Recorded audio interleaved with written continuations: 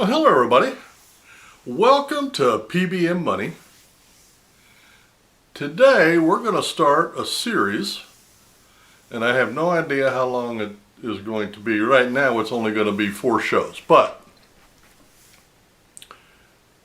if society keeps messing with me, this could last a long time. Let me explain. We're going to call this one Customer Non-Service. And what I'm going to do, well, let me start it this way. Something has happened in our society, and I don't know what it is. Back even 20 years ago, there were some certain rules that if you were in customer service, you followed. And the number one was the customer is always right. Right? Now we all know the customer's never always right. But in customer service, the purpose of customer service was to keep the customer. That was the whole point. Something has switched. And this is just what I've noticed. The first rule seems to be the customer is never right. In fact, I was told that by a boss of mine, and she gloated over the fact that not only are they not right, but when they're wrong, I'm going to tell them they're wrong. I didn't know what to say. Another rule seems to be the customer will always come back. Now, I don't know what planet these people live on, but I've always lived by a certain rule with any business. I'll go to you, and then if something happens and I'm unhappy, I'll stay away for a while. I'll go back, I'll give you another chance. If it happens again, I'm done. I'm just done. As an example, one of the places we're going to talk about is a burger joint. There are thousands of burger joints. I don't need to keep going back to the same one. Another rule seems to be abuse them and they will come.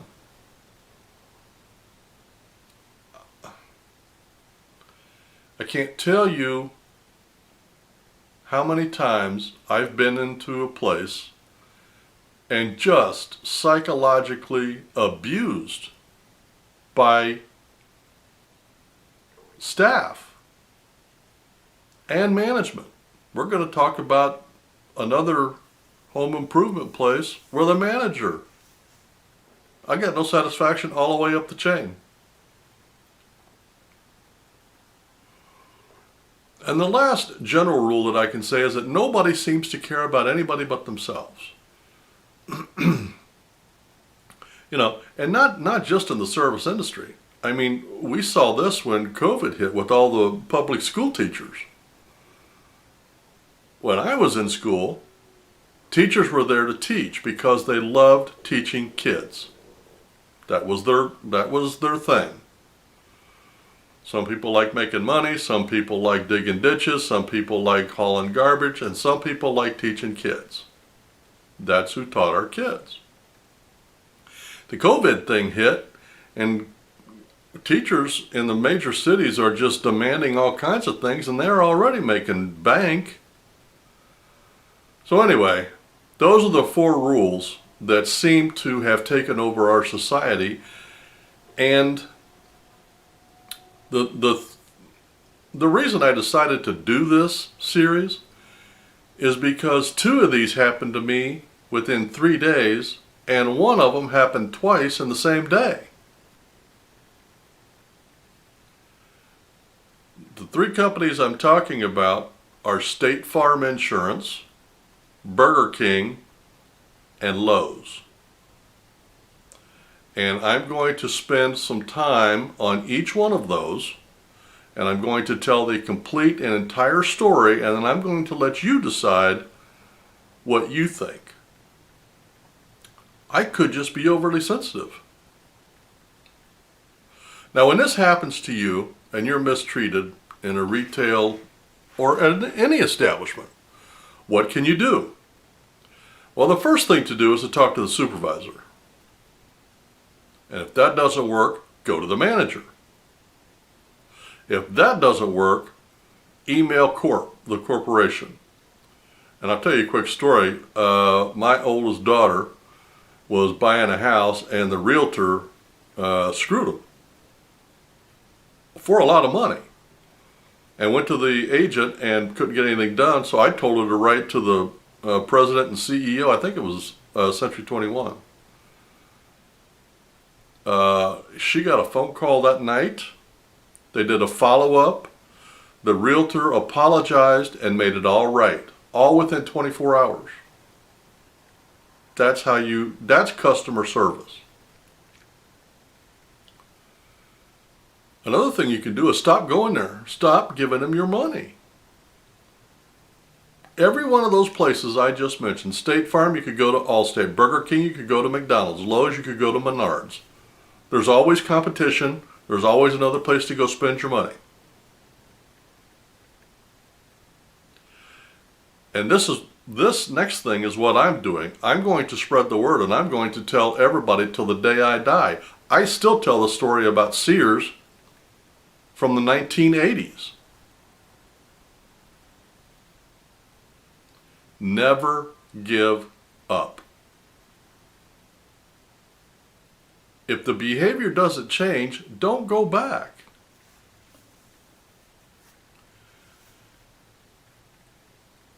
Now,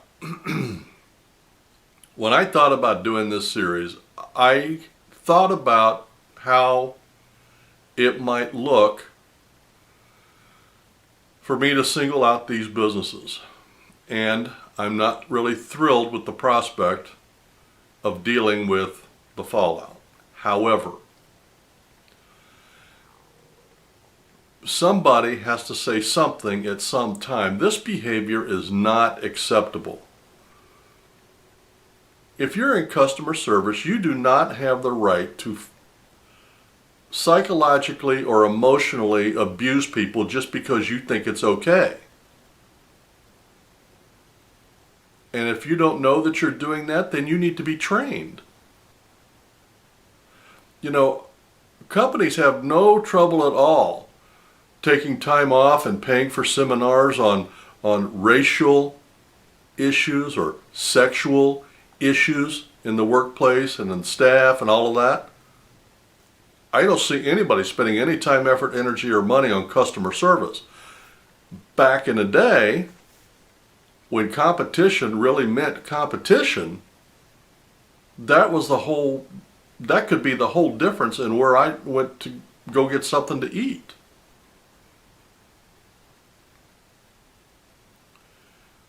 But it's gotten to the point where it's just normal behavior to go to some place to eat and they get your order wrong and you tell them and they say, hey, okay, all right.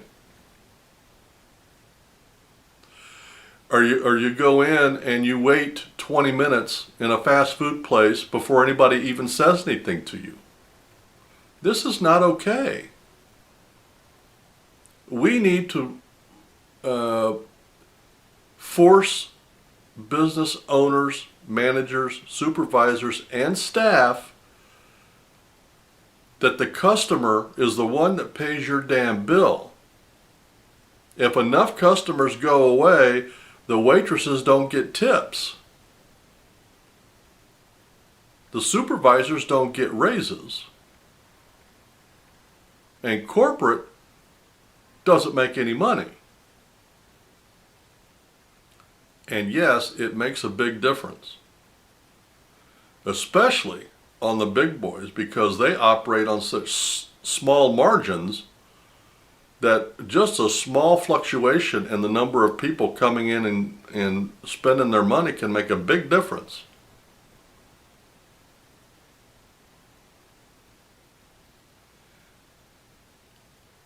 State Farm Insurance, I had been with them for decades.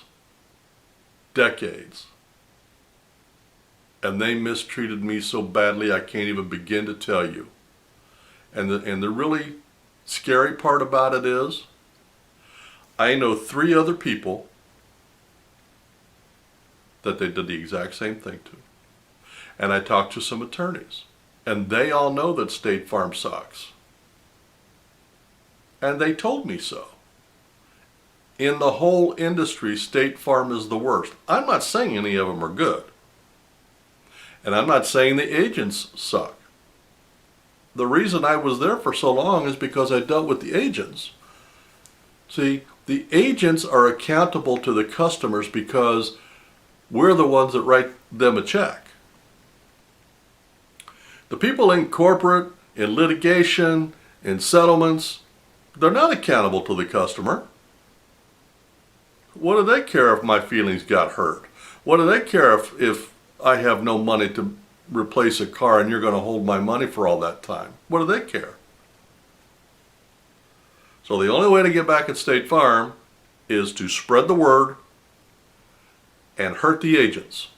And I hate to do that because most of them are pretty nice people. But when the agents start to get hurt and their money starts to go down, they'll leave State Farm and go find another place to work, and that's great. I would even follow a good agent to another place because I know his character. But State Farm is the one that's the problem. And it's not the agents, it's corporate. All of corporate.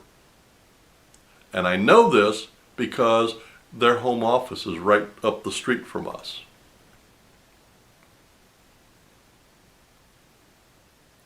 So today's going to be the beginning.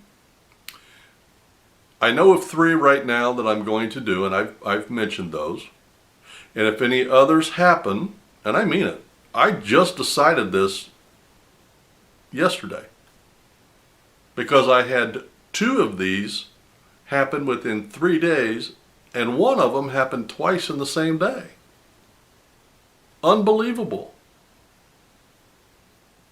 Anyway, this is not a vindictive thing. This is not a let's go get them thing. This is a let's hold people accountable to doing a good job and stop abusing us. Stop abusing me. Stop taking me for granted. You know, we just went through a year of COVID and I spent triple my normal food budget trying to help some of these restaurants. And this is how I get treated? It's not right. It's not okay to screw my order up every 3rd time I go. It's not okay to make me wait in line for 25 minutes while you're short-staffed. I don't care about your short staff. People have been short-staffed since they've had staffs. Figure it out. Customer service should be number 1. Let's return to that. And the only way we can do that is if we, the people, tell them it's not acceptable, we're mad as hell, and we're not taking it anymore. I'm there. And I'm going to keep making these types of videos. I'm going to keep telling the story over and over and over and over until things change. Now, if and when something changes in one of these stories, I will be the first one back on video saying how they made it right. I will. I've done that before. I have no problem at all with that. In fact, I will personally consider that a victory. I had that with the hotel. One of my vending machines got broken into 2 times in a row. And I told the manager, I told an assistant, manager never called me back. I made a video about it. I complained. 6 months later I called, or sent an email actually, because I was thinking about it again and I got aggravated, so I sent another email. The original manager got fired like a week or 2 after I had my complaint there. And so we had a new manager. So I made another video and say, hey, go back to that place. They're under new management. Give them another shot. So if they change, if they make it right, I'll come back on and do a complete opposite video. Gladly. Well, that's about all I wanted to talk about. You guys have a great week and happy investing.